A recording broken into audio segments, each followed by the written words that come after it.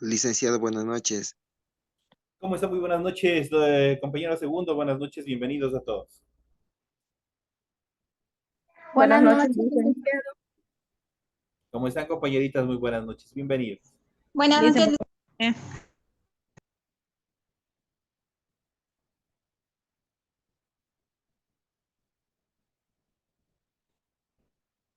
Buenas noches, Licen. Marjorie, ¿cómo está? Muy buenas noches, bienvenida. buenas noches, Licen.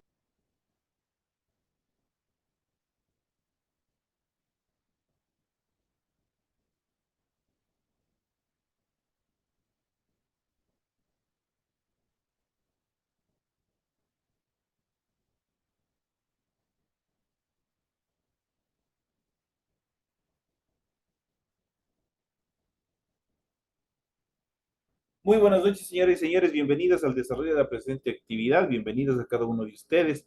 Un gusto tenerles una vez más interconectados en esta aula virtual a través de esas herramientas tecnológicas que nos permiten estar interconectados tarde a tarde. Bienvenidos a cada uno de ustedes. Estamos ya en el segundo tema de la última unidad, de la quinta unidad, así que por favor sigan cumpliendo con todas sus obligaciones.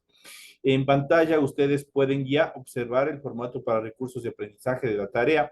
Estamos en la asignatura de Ciencias Sociales, estamos en unidad número 5, Ecuador, Democracia y Derechos Humanos, tema central. En el tema número 2, doble ciudadanía, la fuerza pública y los medios de comunicación son los temas que nosotros vamos a tratar en el desarrollo de la presente clase. Ustedes tienen el tipo de tarea y el objetivo de la tarea, el cual ustedes tienen que revisar. En relación a la tarea, las instrucciones, recuerden que el trabajo es individual, deben leer el compendio de unidad 5, tema número 2. Puede ampliar su información sobre el mismo tema con otras bibliografías, de ser necesario. Eso quiere decir que ustedes pueden consultar en la web con la finalidad de ampliar el tema en relación a sus respuestas. ¿Qué es lo que tienen que hacer en el desarrollo de la presente tarea? Que dice, contesta las siguientes preguntas. La primera dice, responda. ¿Qué significa que los derechos humanos son universales, inalienables e imprescindibles? Tienen que dar contestación en base a esos tres criterios. La siguiente dice, argumente, ¿qué rol cumplen los medios de comunicación en relación a la cultura de masas? La siguiente dice, señale dos funciones de la Policía Nacional. Y la cuarta, piense en otras ventajas y dificultades de obtener la doble ciudadanía. Anote la respuesta en el cuaderno mínimo 2 de cada uno, mínimo 2 en relación a este tema. Esos son los numerales y el contenido que ustedes tienen que desarrollar en función de la tarea correspondiente a esta semana. Recuerden que el trabajo es de forma escrita, debe ser clara y debe ser ordenada. Deben utilizar combinaciones de líneas, símbolos, imágenes, de ser necesario, para ilustrar el contenido que ustedes tienen ahí. La rotulación de la hoja es fundamental. Ustedes tienen aquí la estructura para que ustedes desarrollen la rotulación de la hoja previo al desarrollo de la tarea. Ustedes ya saben cómo hacer esa actividad. Tienen también las recomendaciones, la rúbrica de calificaciones en función de la tarea y al final tienen la información para el desarrollo de los recursos de plataforma. Estamos en unidad número 5 con el tema la doble ciudadanía, la fuerza pública y los medios de comunicación correspondiente a la semana 2 del 26 de junio. Esta tarea permite entregas desde el 26 de junio, la fecha límite de entregas es el 31 de julio. La fecha de publicación de calificaciones será hasta el 5 de agosto del 2023. Tienen el tiempo pertinente para seguir cumpliendo con el desarrollo de esta y las siguientes actividades que se vienen ya en esta última etapa del desarrollo de las actividades, del desarrollo de este proceso educativo correspondientes a 10º año de educación básica. Así es que por favor sigan cumpliendo todas las actividades en función de los parámetros que se les solicita. Para ello tienen ustedes una rúbrica de calificaciones en la cual deben sustentarse ustedes para que tengan obviamente una calificación adecuada en el desarrollo de sus actividades. Iniciamos con el contenido de las actividades. Este es el material de apoyo que ustedes tienen en su aula virtual y vamos a iniciar hablando sobre la doble ciudadanía. Muchos habrán escuchado y muchos habrán tenido un poco de noción cuando se habla de doble ciudadanía. Significa que una persona tiene una doble nacionalidad. De hecho, hay determinadas actividades que así lo lo permiten, así lo pueden determinar dentro de la estructura constitucional. Nuestra Constitución de la República del Ecuador, que es la ley suprema, la base fundamental de toda la organización del Estado, contempla justamente este tipo de doble ciudadanía. Pero no se le puede entregar esta doble ciudadanía a cualquier persona, sino hay determinados parámetros en los cuales se tiene que sustentar, en los cuales deben basarse los ciudadanos, ya sea por actividades preponderantes en beneficio del Estado, actividades económicas, actividades culturales, deportivas. Por esas circunstancias se puede obtener la doble ciudadanía. También, cuando contraen matrimonio con una persona, en este caso ecuatoriana, un extranjero, también opta por este proceso de doble ciudadanía. En cuanto a la doble ciudadanía, vamos a ver, la llamada doble nacionalidad, doble ciudadanía o ciudadanía múltiple es una condición jurídica que disfrutan ciertos individuos al ser reconocidos como ciudadanos simultáneamente por varios estados. Las normas establecidas por el derecho internacional no prohíben este tipo de actividades a ninguna persona, sobre todo tener este tipo de doble nacionalidad. Esta doble ciudadanía se puede adquirir con el uso diferente de leyes de dos o más naciones. Por ejemplo, en Ecuador, el artículo 8 de la Constitución del Ecuador señala que las personas extranjeras pueden obtener la ciudadanía ecuatoriana a través de una carta de naturalización por medio del matrimonio o unión de hecho con una ciudadano o ciudadano ecuatoriano por haber prestado servicios relevantes a la patria, entre otras condiciones. La Constitución ecuatoriana señala también que el obtener la nacionalidad ecuatoriana no implica renunciar a la nacionalidad de origen. Eso quiere decir, un ciudadano colombiano por diferentes actividades viene, se casa con una ciudadana ecuatoriana y obtiene la doble nacionalidad. No por eso pierde su condición de ciudadano colombiano. En otros estados, vueltas sí, son mucho más rígidas las estructuras legales. Por ejemplo, en Medio Oriente, la mayoría de los países está considerado este tipo de doble ciudadanía como un delito.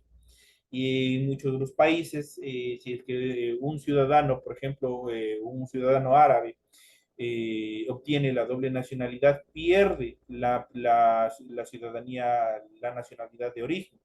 Y obviamente hay una serie de cambios que se dan de acuerdo a las estructuras constitucionales.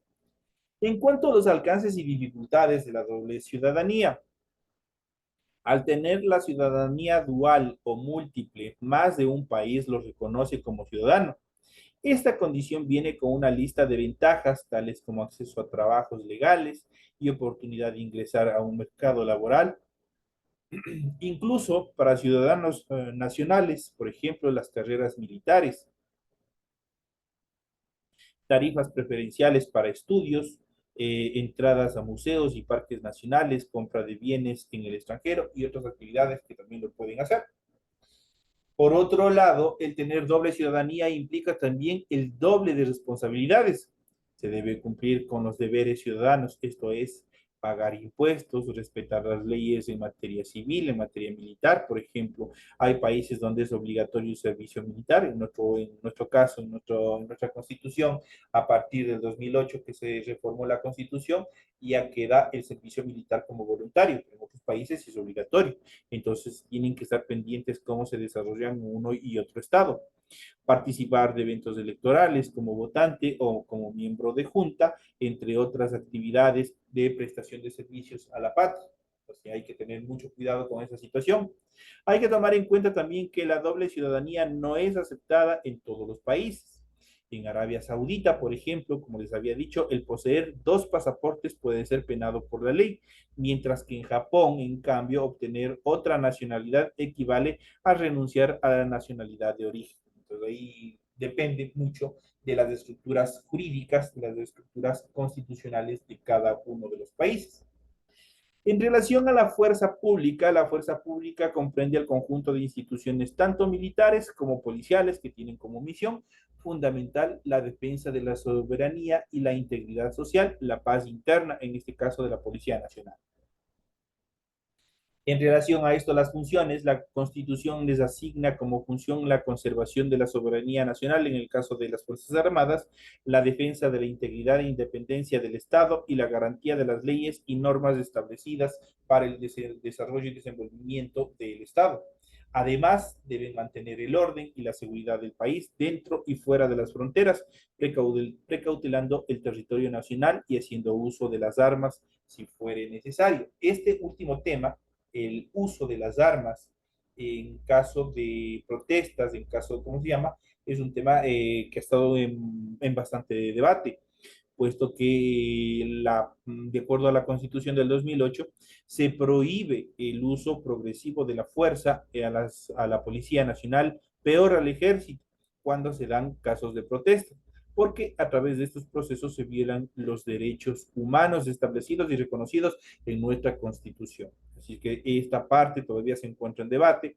Al estar establecida como una norma suprema, no se lo puede sacar, no se la puede modificar así de fácil, tiene que recurrir a determinados planes, a determinadas estructuras jurídicas mediante las cuales se pueda modificar o reformar esa ley, ese articulado que se encuentra en la Constitución. Por lo tanto, por el momento, el uso de las armas, si fuera necesario, está prohibido por parte de las fuerzas del orden, tanto la Policía Nacional, especialmente la Policía Nacional. En el caso de las Fuerzas Armadas, si es en el sentido de defender la soberanía e integridad del país, ahí sí el uso de la fuerza es legítimo. En cuanto a las características de estas actividades, no son deliberantes en este caso las Fuerzas Armadas ni la Policía Nacional, es decir, no pueden cuestionar, sino que obedecen las órdenes de sus autoridades superiores, sin reproche alguno. Eso significa no ser deliberantes, no pueden refutar, no pueden decir no o tratar de rechazar una disposición de mando superior. Entonces ahí se encuentran estas dos instituciones, tienen una orden de jerarquización mediante las cuales los subordinados o los mandos inferiores tienen que obedecer a los mandos superiores, todas las decisiones que se toman. Otra de las características en un Estado democrático, la máxima autoridad del Estado y comandante en jefe de las Fuerzas Armadas es el presidente de la República, y no solo de las Fuerzas Armadas, sino también de la Policía Nacional. Su organización interna responde a un orden jerárquico en el que los grados inferiores deben obedecer a los grados superiores, y esto corresponde o tiene correlación con la primera característica de no ser deliberantes. Por lo tanto, cada uno de ellos tienen que simplemente obedecer. Y por último, gozan de fuero militar, lo que significa que responden por actos equivocados o ilegales sucedidos en el ejercicio profesional ante los tribunales militares o policiales. Por actos comunes se someten a la justicia ordinaria. Entonces, en este caso, también, bueno, en esta parte se ha ido modificando todo este proceso interno que tenían antes tanto la Policía Nacional como el Ejército. Tenían, en este caso, la Policía Nacional tenía asuntos internos y tenía un tribunal policial interno, el cual se encargaba de juzgar los actos indebidos de cualquier agente policial. Hoy en día, como están considerados como servidores públicos, ya se someten a la justicia ordinaria. Esos son los cambios que se ha dado también, las transformaciones en cuanto al desarrollo de los cambios en relación a materia jurídica dentro de las instituciones militares. En relación a la Policía Nacional tiene su ámbito de acción dentro del país, debe garantizar la protección de los ciudadanos y mantener el orden público, ya sea a través de la prevención, la represión o la disuasión.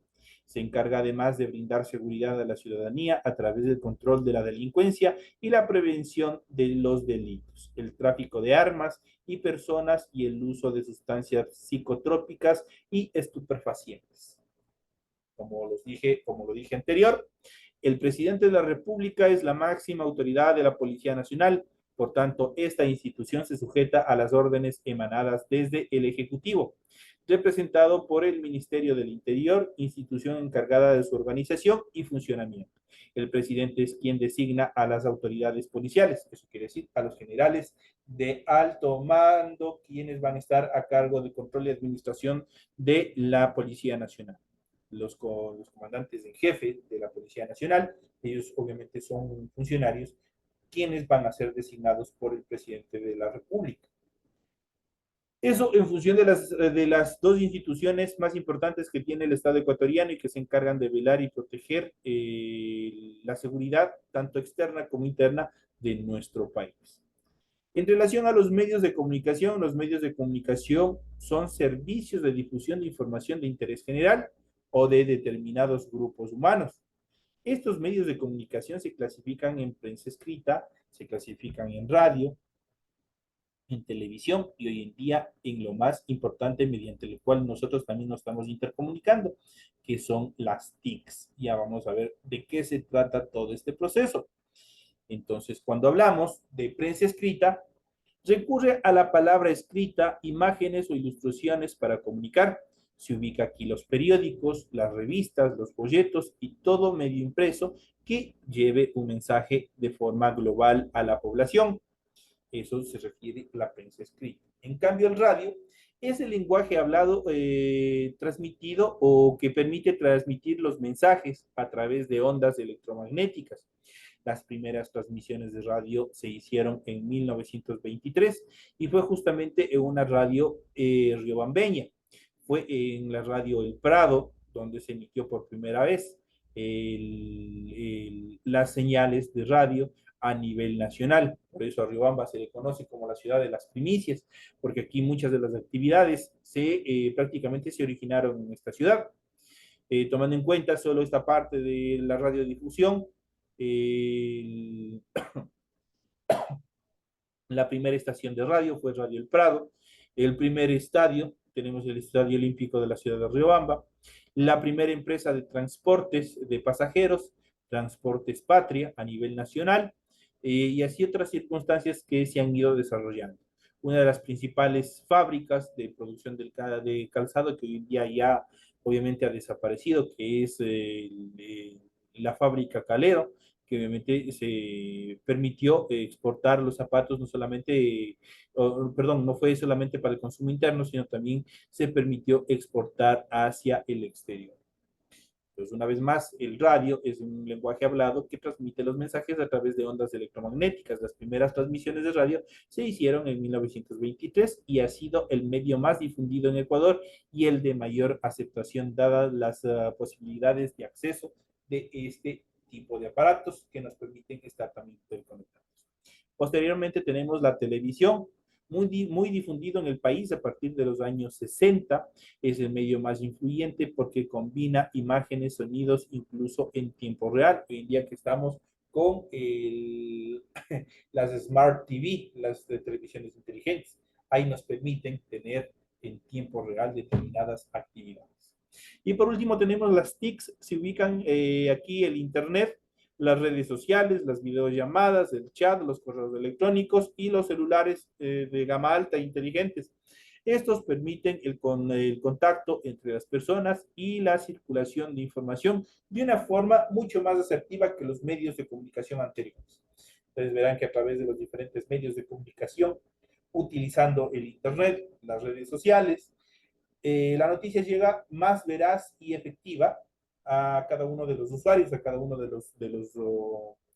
los usuarios de Internet, y de esa manera nosotros sabemos en tiempo real, muchas veces en el momento mismo de los acontecimientos, ya estamos enterados de qué es lo que sucede. Estamos viendo y estamos transmitiendo todos los procesos de noticias y de eventos a nivel nacional y también a nivel internacional, teniendo en cuenta que el Internet obviamente nos permite estar intercomunicados de manera global. Es la masificación de la comunicación en la actualidad. En cuanto al rol cultural de los medios de comunicación, la cultura global actual es una cultura de masas. Esta se basa en la producción masiva de bienes y el influjo de los medios de comunicación en la conciencia de las personas para que consuman esos productos. Por ejemplo, si una persona crea un tema musical y este no suena en los medios de comunicación, difícilmente la gente comprará sus discos. De igual manera, a través de las programaciones televisivas, por ejemplo, se transmite moda, estilos de vida, costumbres, lenguajes y formas de entender el mundo, que muchas veces son ilimitados y asimilados por una gran cantidad de consumidores. Esto es lo que se conoce como la cultura de masas.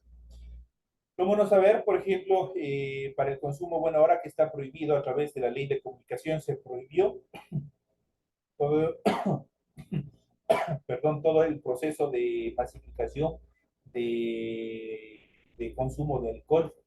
Antes no había ningún tipo de control, especialmente en los medios de comunicación, y esto permitía que, por ejemplo, esta marca internacional de cigarrillos, por ejemplo, el Marlboro, bombardee de publicidad a todos a través de todos los medios de comunicación, y las personas obviamente observaban todo este proceso, todas estas imágenes, todas estas características, y obviamente esto le impulsaba a las personas a comprar los tabacos, a comprar este tipo de cigarrillos.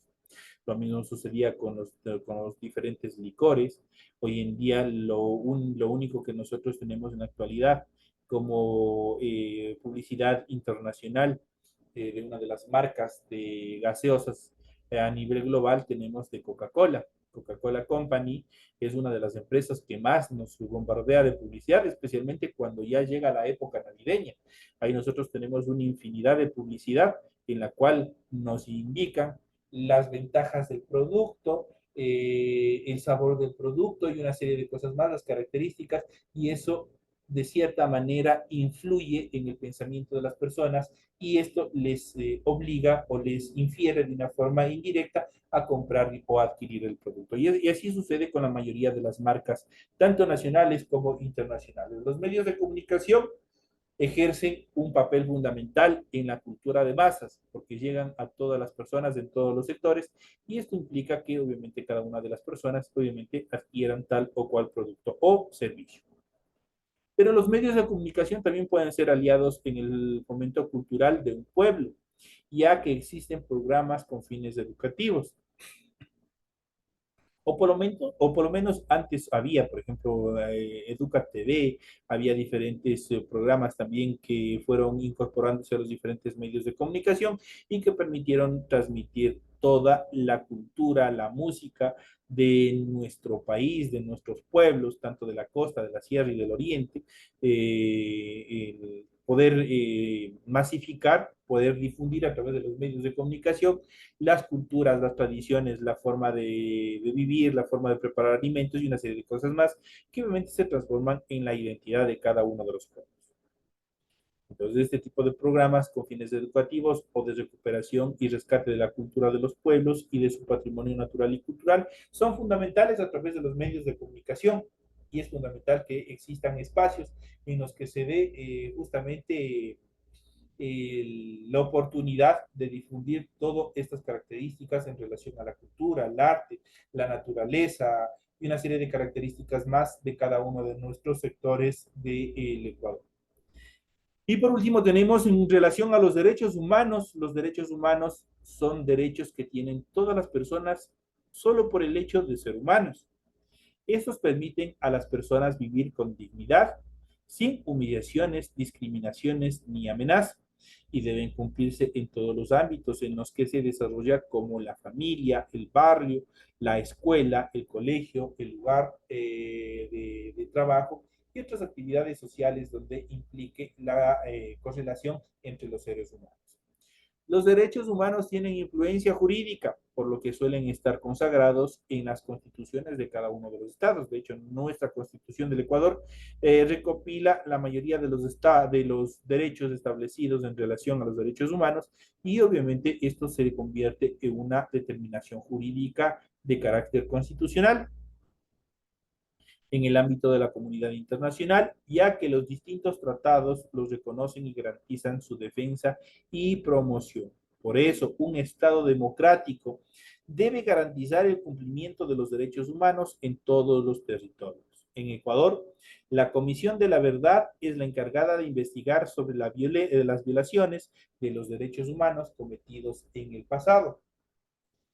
En relación a este concepto, la ONU, la Organización de Naciones Unidas, también observa la práctica de los derechos humanos en todos los países del mundo y realiza llamados de atención sobre cualquier situación que atente contra estos, principalmente para erradicar las violaciones de los derechos de las mujeres, de los niños, niñas y las minorías étnicas, que son los grupos más vulnerables dentro de la sociedad.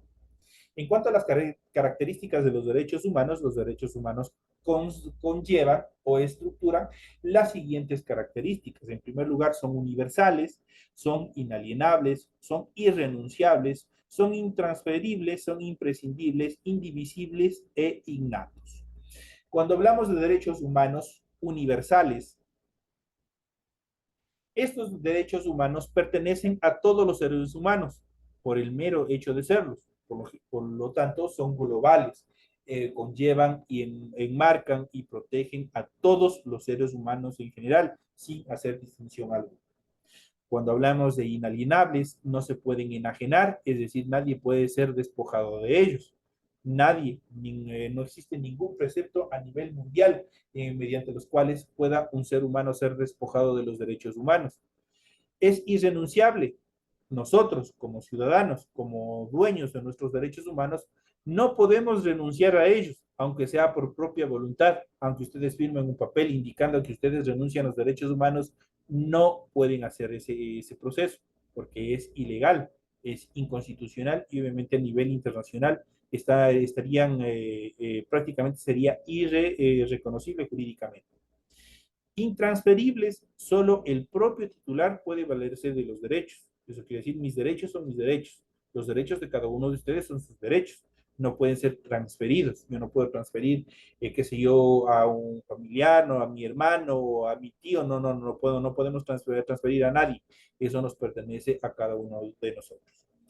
Imprescriptibles, son para toda la vida, no tienen fecha de caducidad. Desde el momento que nacen hasta el momento que mueren, estarán presentes siempre los derechos humanos.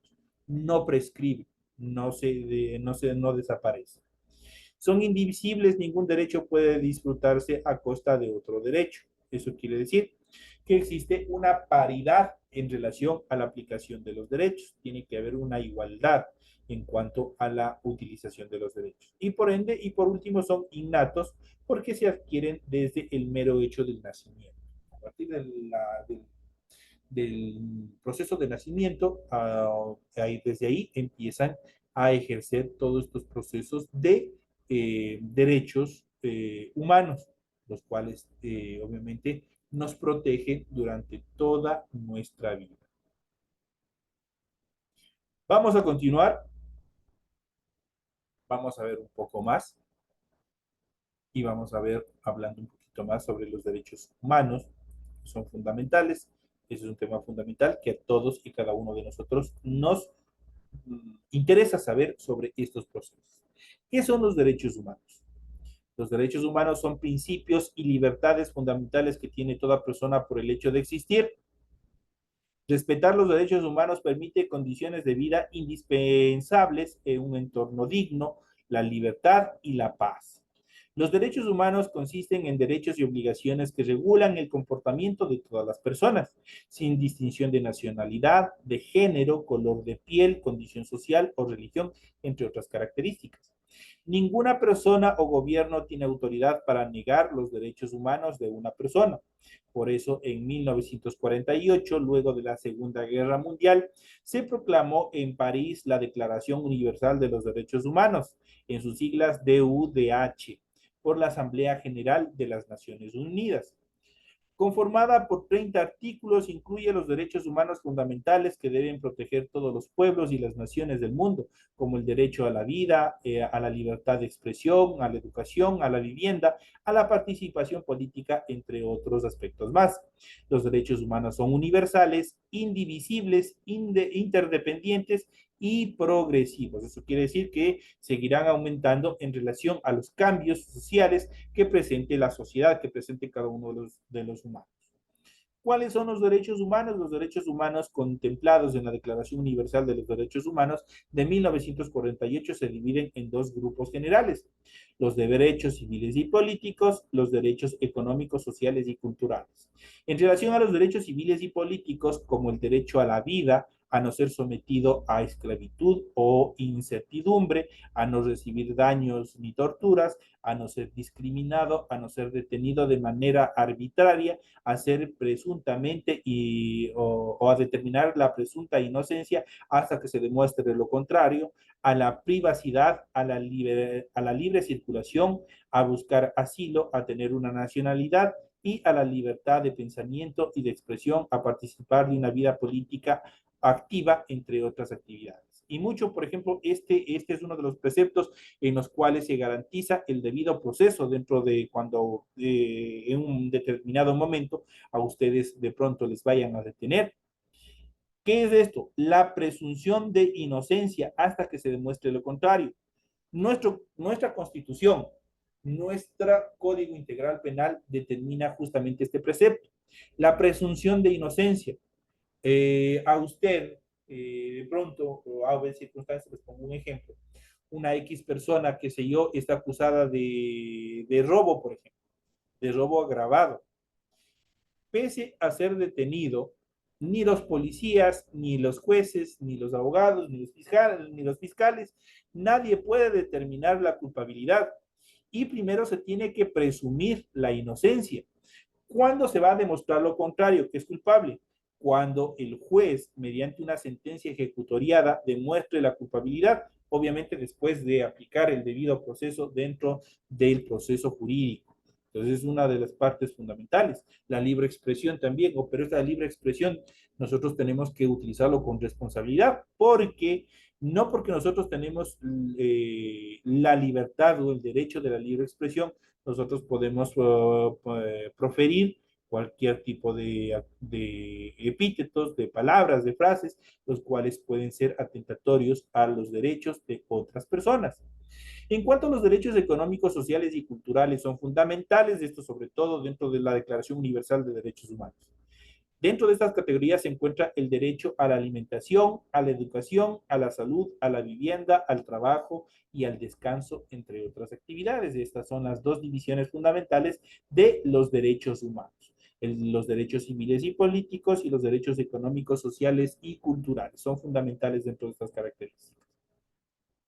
Los derechos humanos incluyen obligaciones por parte del Estado y de los ciudadanos, debido a que ambas partes en conjunto son responsables de que los derechos y libertades sean respetados. Los derechos humanos son propios del ser humano y los adquieren solo por el hecho de nacer, por su propia condición de ser humano. No deben confundirse con privilegios, que son beneficios o ventajas especiales entre un evento particular. Entonces, prácticamente esto no es un privilegio, esto más bien es una obligación que nosotros tenemos dentro del desarrollo de las actividades. Esos son los temas que nosotros hemos visto, que nosotros hemos tratado en función de este tema fundamental, temas fundamentales que nosotros debemos conocer, que nosotros debemos analizar en el contexto y en el desarrollo de nuestra vida cotidiana. Señoras y señores, en función de estas actividades, ustedes tienen la tarea. Me, des me despido de todos ustedes, que tengan una feliz noche y nos estaremos viendo hasta la próxima semana. Señores y señores, que descansen.